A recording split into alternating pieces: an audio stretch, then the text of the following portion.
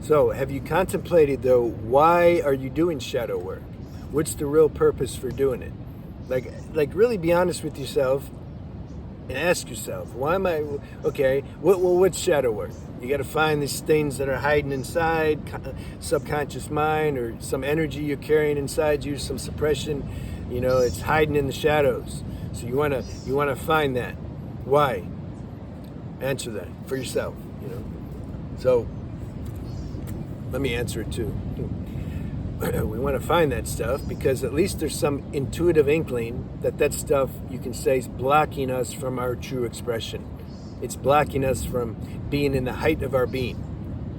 These things, and they make us, you can say, react weird, like the road rage. You think it's about the car cutting the person off? No, it's about all kinds of other things. That the car cutting him off just brought that out of him.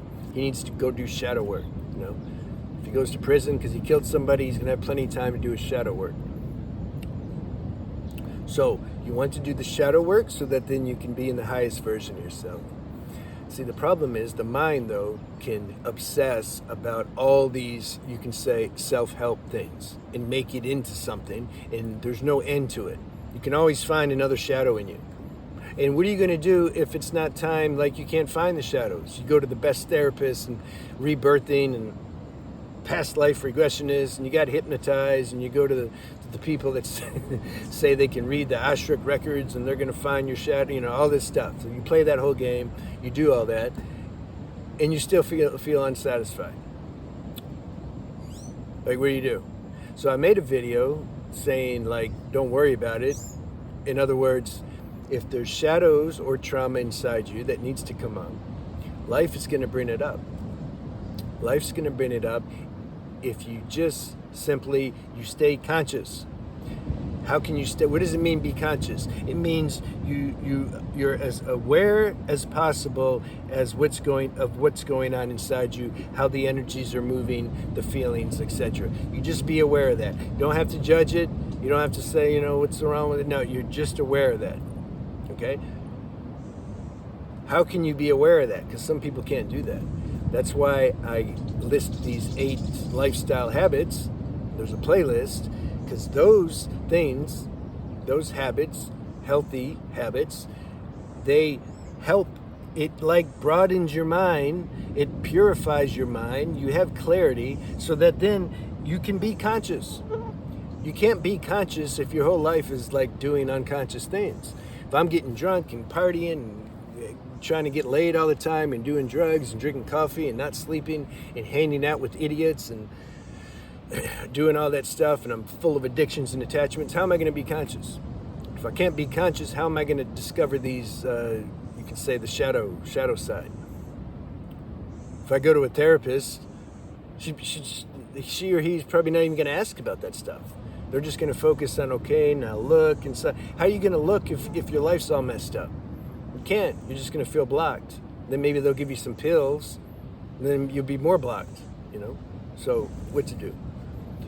That's why I try to simplify things. I'm sharing with you what worked for me. Those lifestyle habits that I put on the playlist and that I've shared, the semen retention, good company, good diet, introspection, spiritual practice, all that stuff, that helps raise your vibration and frequency, gives you clarity and perception, so that then inner perception, so that you can start to be aware of yourself and how you function and why you react in ways you do. And you'll just, it's like a detox. When you start purifying yourself, that's a detox. It's like an inner detox. And then it unravels or gets rid of the obscurity that most people have around what's going on inside themselves. Most of the people, it's obscured. That's why they call it shadows. But the shadow work, it's not a technique like all by itself that you got to do. That's a merchandising tactic.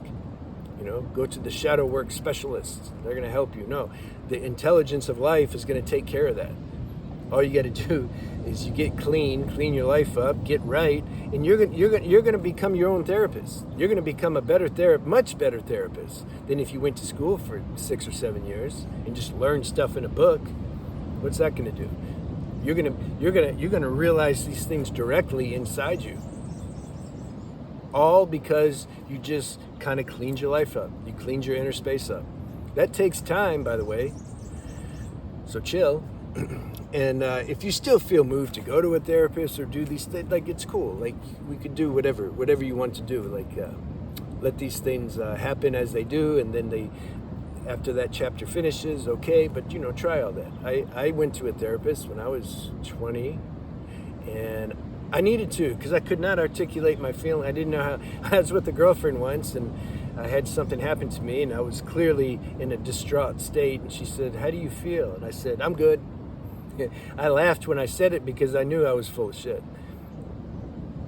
And she made a weird face, like, "Oh God." That made me laugh more. I'm like, "Yeah, that's who you're with."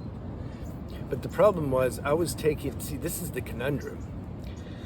I don't know. I was on Xanax at the time because I needed to be, because my nervous system was just out of control. And so that was actually blocking me from having access to these shadows or trauma or what I was really feeling. It was like put a hex over my consciousness, So be aware of that. I'm not saying like quit taking stuff. Like, that's not my position. I'm not even going to get into that. But what I'm saying is be aware. There's a positive and negative to everything.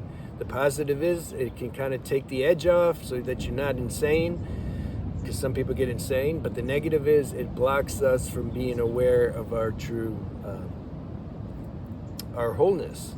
And it makes it more difficult to do shadow work or trauma work, because the consciousness isn't there to process things, So you can, if you feel, you can try to work towards maybe lessening it, or just check in with yourself and see what your direction is. Because that's an important factor. I can't leave that out because it's just an important factor, God's taking care of you though, period, okay? You're supposed to take things, that's cool, that's fine. God will find a way. This is an individual journey. Nobody can tell you exactly what you need to do. Nobody. Jesus or Buddha or Muhammad or Krishna could be here in person, and they can't tell you exactly what you need to do at a certain point. Because after a certain point, it gets very subtle and individual, and it's your own karmic individual journey that you have to experience and do.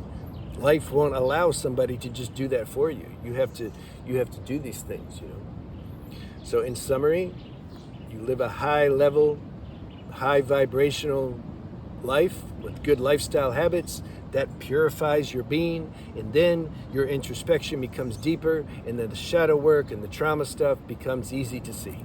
And then intuitively you're guided also how to let it go.